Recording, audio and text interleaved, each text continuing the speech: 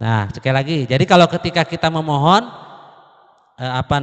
ketika permohonan yang buruk, maka kita tangannya adalah ke bawah, si batinnya, zohirnya ke atas.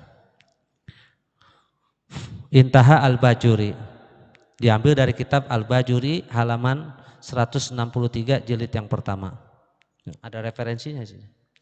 Fayaj'alu zohrohuma, maka menjadikan zohir keduanya, tangan yang ini begini, ila samai, ke langit, inda qaulihi, ketika berkata wakini syarroma qadait, ketika berdoa wakini syarroma qadait, ya Allah jauhkan aku daripada keburukan kodokmu. Jadi begini contoh, Allahumma hdina fi man hadait wa afina fi man afait wa tawallana fi man tawallait wa barik lana fi ma atait wa qina syarra ma qadait. Jadi ke bawah, bukan ke atas. Tapi ini pendapat adalah menurut Imam Ar-Romli dalam kitab Syarah Sittin. Berbeda lagi dengan, jadi ada namanya dua murid yang sama berguru kepada Abi Zakaria Al-Ansori yang namanya adalah Imam Asy-Syirbini. Imam Asy-Syirbini dalam kitab Mughnil Muhtaj dia berkata bahwa menurut guruku berarti dia satu guru tidak sependapat. Kata Imam Mughnil Muhtaj, Imam Asy-Syirbini berkata bahwa ketika lafaz waqini syarra ma qadait, tangannya tidak usah begini, cukup begini saja. Jadi wa barik lana fi ma qadait wa qina syarra ma qadait, begini, dia tidak begini. Tidak. Kenapa begitu? Karena di situ tawakuf, artinya itu yang sudah begitu ya begitu.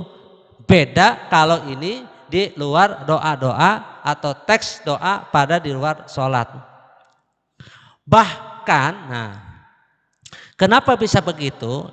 Imam Nawawi dalam Al-Azkar bahwa ikhtilaful ulama di dalam mengangkat tangan ketika kunut terjadi tiga pendapat. Yang pertama adalah mengangkat tangan dan mengusap. Yang kedua mengangkat tidak mengusap. Ini mazhab Syafi'i ini. Yang ketiga tidak mengangkat dan tidak mengusap. Tiga-tiganya mazhab Imam Syafi'i. Kaulnya kaul Syafi'iyah. Ulama-ulama Syafi'i. Bapak bisa buka dalam kitab Al-Azkar An-Nawawiyah mengenai tentang bab kunut fi subhi, di dalam kunut subuh. Kalau ada orang sholat di sini kunut, tangannya nggak diangkat, salahin jangan. Umpama ya kan, Ustadz Arwani jadi imam, ya kan, sami Allah liman hamidah, kemudian ada makmum, Allahumma hdina fi man hadait, amin, wa afina fi man afait, amin. Ya kan, kata Pak Haji, ini orang sombong banget, kagak ngangkat, jangan disalahin Pak Haji. Nah, karena kitanya kurang ngaji, padahal ada dalilnya. Tapi di luar kunut, ini beda nih. Kalau di luar sholat, nanti ada penjelasannya bahwa dianjurkan mengangkat tangan. Di dalam sholat, kata Imam Nawawi, kenapa berbeda? Tidak mengangkat tangan ketika kunut, maka dikiaskan kepada bacaan tasyahud dan doa-doa yang lain. Apakah doa, misalnya doa iftitah itu bukan doa? Doa bukan? Doa tasyahud doa enggak? Ada enggak orang iftitah? Allahu akbar, Allahu akbar kabira walhamdulillahi katsira wa subhanallahi wa wasila inni wajjahtu wajhiya. Ada enggak begitu? Enggak ada. Atau ketika tahiyatul Allahu akbar at-tahiyyatul mubarakatus shalawatut thayyibatu lillah. Enggak ada kan? Padahal doa bukan? Asyhadu alla ilaha illallah, doa asyhadu alla ilaha illallah, Allahumma sholli ala sayyidina Muhammad, padahal kita sahur walalis, tidak kan, tapi tetap saja dia pada posisi dengan tasyahudnya. Sama kata Imam Nawawi, kenapa dalam kunut tidak mengangkat kedua tangannya, tapi menurut mayoritas mazhab Syafi'iyah yustahabu, disunahkan, dianjurkan mengangkat kedua tangannya ketika kunut, gitu maksudnya. Jadi tidak disalahkan karena ada pendapat-pendapat dan dalil-dalilnya pun jelas. Paham ya? Wala yusannu mashul wajhi, dan tidak disunahkan mengusap wajah akibat du'ai, setelah membaca doa, fi sholati, di dalam sholat, termasuk kunut. Bal aula tarkuhu, bahkan lebih utama meninggalkannya. Ustadz, kan sholat itu bermakna doa, kenapa tidak diusap? Beda. Kenapa? Tauqifiyah, yang diajarkan oleh Rasul bahwa di dalam sholat itu tidak ada yang mengusap wajah. Mengangkat tangan ada dalilnya, tapi ketika mengusap tidak ada, bahkan ke dada pun itu tidak boleh. Itu menjadi hukumnya makruh, bahkan tidak ada asalnya. Jadi ketika selesai sallallahu alaihi Muhammadin wa alihi wasallam, Allah mengusap, tidak ada. Jadi di dalam kunut tidak ada yaitu mengusap wajah. Jadi langsung saja ketika kunut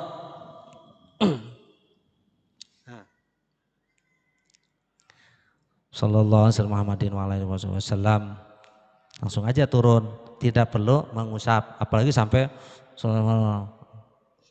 ada nggak begitu? Nah, cukup langsung ke bawah. Selesai langsung turunin, tidak ada yang mengusap. Ini saya masih banyak di wilayah-wilayah kita, di sekitar sini pasti ada, masih ada yang mengusap wajah. Nah banyak. Nah itu, besok jangan, pokoknya tinggalkan mengusap wajah, kecuali di luar sholat. Ini kalau di dalam sholat tidak dianjurkan ibu bapak ya, nah, tidak mengusap. Masih ada yang mengusap, besok tinggalkan. Bikhilafihi, dan berbeda halnya kharijaha, yaitu di luar sholat. Kalau di luar sholat tidak jadi masalah. Kalau di luar sholat ketika kita berdoa, kalau di luar sholat kita berdoa, misalnya Rabbana atina fid dunya hasanah wa fil akhirati hasanah wa qina azabannar walhamdulillahi rabbil alamin. Nah, itu diusap. Dua-duanya diusap. Tapi kalau tidak diusap pun itu justru hukumnya adalah makruh karena ada dalilnya juga. Lebih bagus begitu.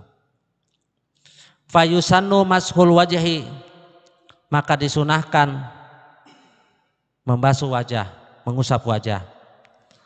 La sadri walau kharijaha, tidak dengan mengusap dada walau kharijaha, sekalipun di luar sholat.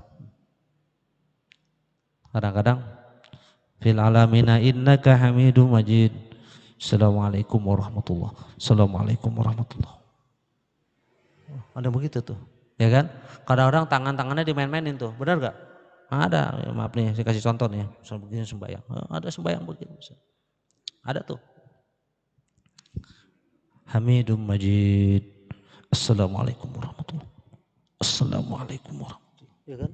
Ini maksudnya apa nih begini? Tidak ada. Nah, ini cukup saja. Fil amnaka hamidum majid. Assalamualaikum warahmatullahi. Assalamualaikum warahmatullahi wabarakatuh. Nanti mengenai dalil mengusap ketika sholat ada itu. Ya, cuma masalahnya kalau kita lagi sholat tidak ada yang mengusap. Sekalipun kita berdoa di dalam sholat. Ketika kita doakan dalam sholat tuh doa apa saja, misal tidak ada yang mengusap, termasuk adalah doa kunut. Apalagi sampai ke dada. Assalamualaikum warahmatullahi. Assalamualaikum warahmatullahi. Termasuk pula bagaimana kalau kita misalnya membaca Quran, kadang-kadang kan cium, cukup saja, tidak perlu sampai berlebihan. Ya kan, mau Quran kan. Shadaqallahul azim. Ya saya tahu kamu cinta, ya udah cukup aja, ya kan. Tidak perlu begitu, cukup. Bahkan la asalahu itu tidak ada asalnya, jadi dalil bahwa itu di dalam mengusap dada seperti itu. Wa yusannu, dan disunnahkan, zalika itu, mengusap wajah, kharijas sholati, di luar sholat, ba'da du'ai, setelah doa, lima waroda, karena datangnya hadis, kullu sya'ratin masahaha biyadihi ba'da du'ai tashhadu lahu wa yughfaru lahu bi'adadiha. Kata Nabi sallallahu alaihi wasallam, kullu sya'ratin, setiap bulu-bulu rambut, masahaha yang disapu, biyadihi dengan tangannya, ba'da du'ai setelah berdoa, tashhadu lahu memberikan saksi padanya, wa yughfaru lahu dan dimohonkan ampun padanya, bi'adadiha dengan banyaknya hitungan rambut. Saya mau tanya, rambut di wajah kan ada bulu-bulu kecil namanya tuh, hitung ada berapa? Ada berapa rambut-rambut yang ada di wajah? Sebanyak itu dimohonkan ampun, sebanyak itu maka menyaksikan bahwa daripada doa-doa hamba tersebut. Wa ma taf'aluhul ammatu ba'da du'ai min takbilil yadi la aslalahu, dan apa-apa yang taf'aluhu mengerjakannya secara umum ammah ba'da du'ai setelah doa, min takbilil yadi daripada mencium tangan, la aslalahu tidak ada asalnya, artinya bid'ah. Intaha hasya syaracitin, maksudnya bagaimana ketika berdoa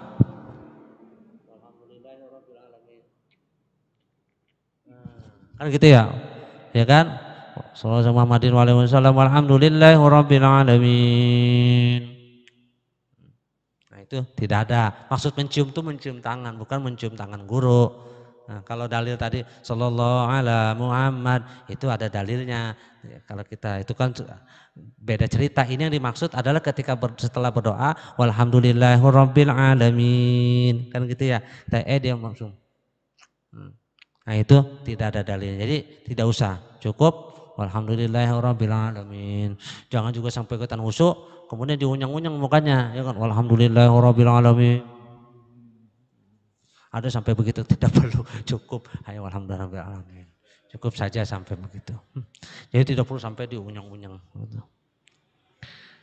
Tapi nah bahwa mengusap wajah, nah kita bicara mengusap wajah, memang kalau kita bicara hadis bahwa sepakat mazhab Syafi'i pun bahwa di dalam mengusap wajah ketika berdoa itu hadisnya gharib. Nah, kalau baca hadisnya gharib. Bahkan kalau dibilang gharib artinya asing hadisnya. Tapi kalau bicara kita pengamalan tetap boleh diamalkan. Tidak ada yang sahih hadisnya. Jadi kalau ada yang berkata atau ada yang mengamalkan berkata bahwa ketika berdoa itu tidak ada yang dia tidak mengusap wajah pun kita jangan menyalahkan.